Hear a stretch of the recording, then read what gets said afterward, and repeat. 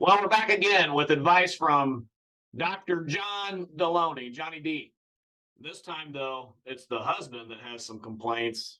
Poor Brian. Brian calls in, has some complaints. His wife, she, just sits around, doesn't do much around the house, and he's complaining. Now, last time it was the wife that calls in, complains about her stay at home husband. Now, husband calls in, talks about his wife, and I guess Brian has called in before. And the poor guy, he must have I have no idea why he's calling Johnny D back again. Like this guy, he's a glutton for punishment, I guess. Poor Brian, I feel bad for him in the call, but he starts off and he says, "I just feel like my wife." Now he's on his third wife, I think he said, but my wife just wants me to finance her dreams. Here let's listen in. Poor Brian. Let's get. I mean, it's like I'm financing her dreams while I have to work a job that I really don't like, just so we can pay the bills. So, poor Brian calls in. He just says, "Hey, I'm working my fingers to the bone here, working 60-hour weeks," I think he'll say later. And the wife, she just goes to school, wants to work on her degree. She spent, I don't know, almost 10 years working on her degree, and he's just tired of it. Johnny D, what should I do? Dude, you're going to have to chill out. And I know you're pissed off, but you have to chill out. Yeah. So Johnny D says, "Hey, you got to chill out, man. You just got to chill out. Come on." And this guy sounded pretty calm. I thought, what do you mean he needs to chill out? Like he's trying to tell you his problems. He needs some real advice here. I mean, you feel bad for the guy. Then he goes on to say that he thinks that his wife treats him like he's a cash cow. I feel like I'm a cash cow. You're her husband, that's man. What I feel like. Yeah, but I feel like I'm just her cash cow because she's going through all this schooling, costing a bunch of money, and she didn't work all summer, and we've been doing the Dave Ramsey thing, trying to pay off debt. She didn't want to get a job this whole summer. So I mean, poor Brian. I mean, his wife treats him like a cash cow. They've been working on paying down debt, meaning that he's working to pay down the debt. Not him and his wife, right? Now remember, when the wife calls in, oh, that lazy husband of yours not doing anything, blah, blah, blah, blah, right? Husband calls in to complain. "Oh, dude, you're full of anger. Calm down." Let's listen. Let's listen a little more. It's frustrating me pretty bad, and I can't even tell her about it because then she'll start crying and because she'll shut down. Like she'll just clam right up. Dude, I'm clamming right up now talking to you. Why?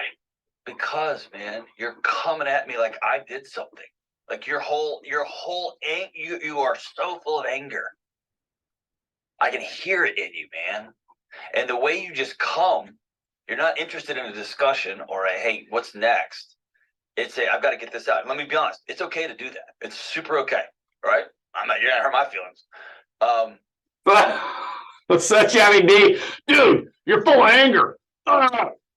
Hey, you're not going to hurt my feelings. No, it did sound like he kind of hurt his feelings, because as far as I can tell, this guy just has genuine questions, and he's talking fairly calmly.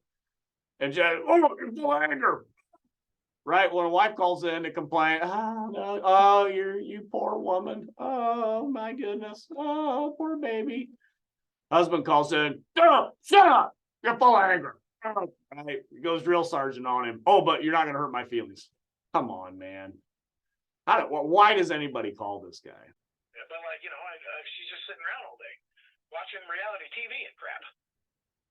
And have you ever stayed at home with 4 kids? Yeah, I've done that. And there's just nothing going on. She's just sitting around. Well, yeah. I mean, she's just sitting around. The kids are tearing the house apart, and it's not necessarily that I want her to clean up. The house has to be immaculate. Dinner has to be on the table when I get home. But it just doesn't seem like she's putting forth any effort. It's almost like she just doesn't care. I mean, we don't even think the same about money. She sees. So, boy, poor Brian calls in, "Hey, my wife just sits around all day, doesn't do anything. It doesn't Kids are tearing the place apart. She doesn't clean up. She doesn't cook dinner. She doesn't do much of anything, right, John? Whoa, have you ever stayed home with kids? What? Does Johnny D think this is the 1950s? That no man stays at home with his kids ever? Like, where's this guy at? Like, what is wrong with them? And poor Brian's like, yeah, I have. Johnny D's like, well, what's that been like? Well, I mean, like, who calls this guy? I feel bad for Brian. This is the second time he's looked for advice. Like, oh my goodness. Like, dude, you should have learned the first time. Yeah. Now, again, the wife calls in, oh, that lazy husband of yours, blah, blah, blah. Oh, I can't believe it, blah, blah, blah, blah, blah. When the wife called in, there was no, well, have you ever stayed at home with a bunch of kids all day and how hard it is, yada, yada, yada. Never mind the fact that his kids are old enough, this guy, Brian, his kids are old enough to be in school all day. Like, okay, what's his wife doing then? I don't know. I don't think she's always had a safety net. I don't think she's ever been desperate like I have. She's your wife. What's the matter with you? Dude. What do you mean she's my wife? What does that have to do with it? I don't ever, I am my wife's safety net. Well, and she's mine. I'm just saying, I don't ever want my wife to have to feel desperate. What are you talking about? I'm just saying, in her younger years, she's never had to feel desperate like with money, So poor Brian, he said, boy, my wife's never had to feel desperate because I've always just made it rain for her. She, oh, Johnny D, shut up. There's your wife. Ah! Oh, I can't take it. Oh man, this poor guy. I feel so bad for him. Now, the thing that I gotta pull up another show at some point here because Johnny D was talking to another wife that called in who was a stay-at-home mom. She said her husband made all kinds of money. He provided for the family very well, but he just wasn't trying hard enough with them. I don't know if he was, I don't know what, I couldn't even, it was so ridiculous what this woman was complaining about, but they have 4 kids, stay-at-home wife. And so Johnny D tells her, yeah, he's never been desperate, has he? He's never had to really try. No, he's just provided for his wife and 4 kids for the past 20 years or whatever. But, he said the exact same thing to this woman. And now Brian calls us, yeah, but he just blows up on it. Shut up. What do you want? It's the double standard with this guy is so ridiculous. Oh, I just can't believe it. That circles back in this world to you. And quite unfortunately, she's on the phone. So you have her call me one day and I talk to her about all of her soap opera watching and her bonbon eating, which I take issue with. That's a whole other call. Yeah, he takes issue with her just sitting around eating bonbons and watching soap operas all day. Now, notice when the wife calls in and talks about her husband being lazy, even though the last video he cooks the dinners, he cleans the house, he does everything that, a traditional, I guess, housewife would do.